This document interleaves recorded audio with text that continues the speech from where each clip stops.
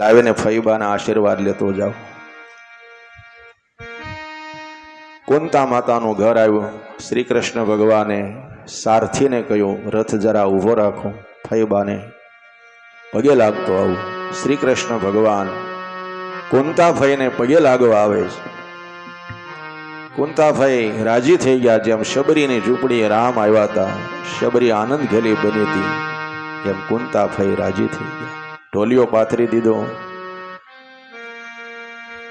ભગવાનને ગાદી તકિયા પર બેસાડ્યા.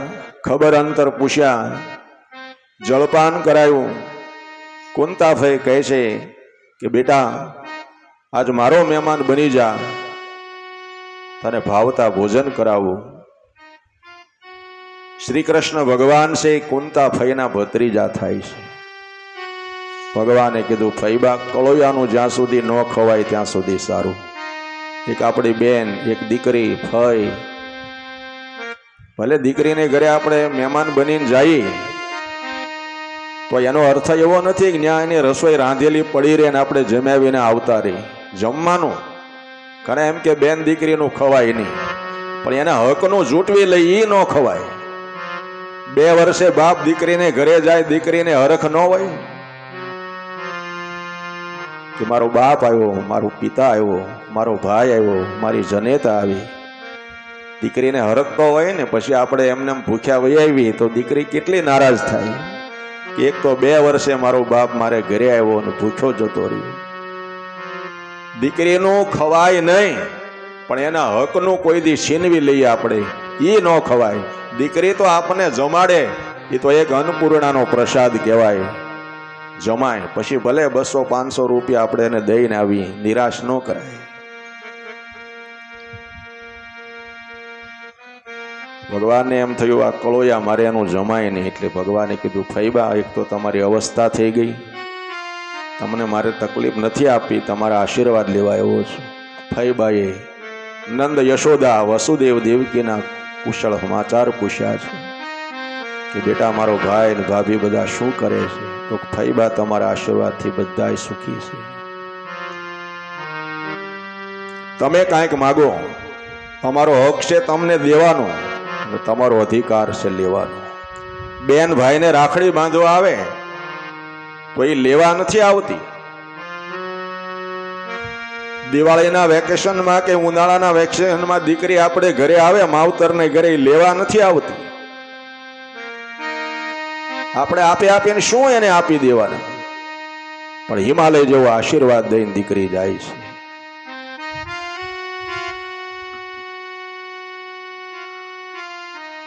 આપણે એવું માનીએ કે બેન લેવા માટે આવે છે, લેવા નથી આવતી. તમારો પ્રેમ જોઈને આવે છે. એ જાય છે ને ત્યારે તમને મોટો આશીર્વાદ દઈ જાય છે. અને આશીર્વાદ વસ્તુ એવી છે, એ આંખોથી નથી દેખાતી, પણ એ જ્યારે આપણા કાર્યો સફળ થવા મળે ને ત્યારે સમજી લેવાનું, કોઈની દુઆ, કોઈનો આશીર્વાદ, કોઈની કૃપા આપણી ઉપર કામ કરી રહી છે. બેન દીકરી, બ્રાહ્મણ, સાધુ, સંત, ગુરુ, વડીલ, મા બાપ, એના આશીર્વાદ છે.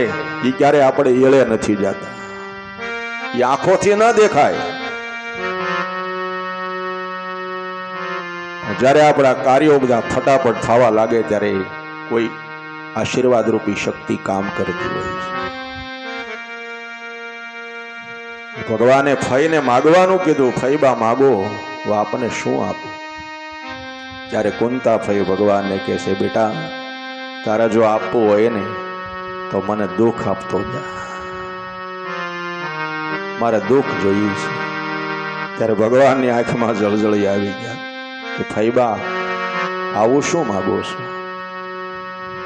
અત્યાર સુધી તમે દુઃખ ભોગ્યું, હવે તો સુખના દિવસો આવ્યા. આ ઇન્દ્રપ્રસ્થનું રાજ હસ્તિનાપુર તમને મળ્યું. માંડવો કેટલા દુઃખી થયા, કેટલા વર્ષ વનમાં દર ભટક્યા, અજ્ઞાતવાસમાં રહ્યા. દુર્યોધને લાખાગ્રહ સળગાવી દીધો તો પાંડવોને દગો કરીને મારી નાખવા માટે.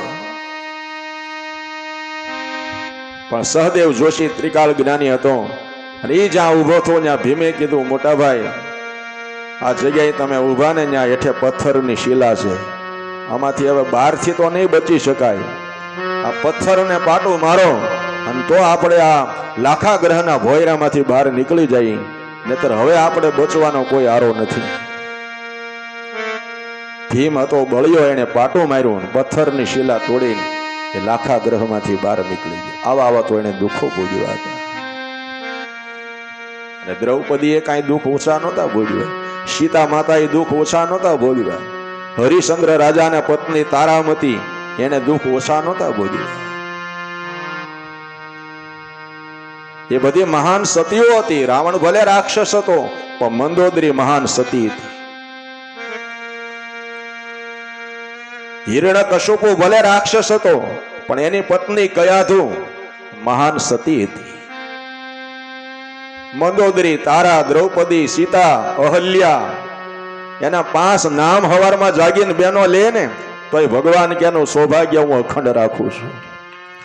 સવારમાં જાગીને બીજું કાંઈ ન કરો ને, આ 5 સતીઓને સંભાળો, 5 સતીઓના નામ લ્યો તોય સુડીન સાંડલો ભગવાન તમારો અખંડ રાખે. એટલે આપણે ગરબામાં ગાઈએ છીએ ને. આ કોઈ સામાન્ય સ્ત્રી થોડી છે દ્રૌપદી, સીતા, તારામતી.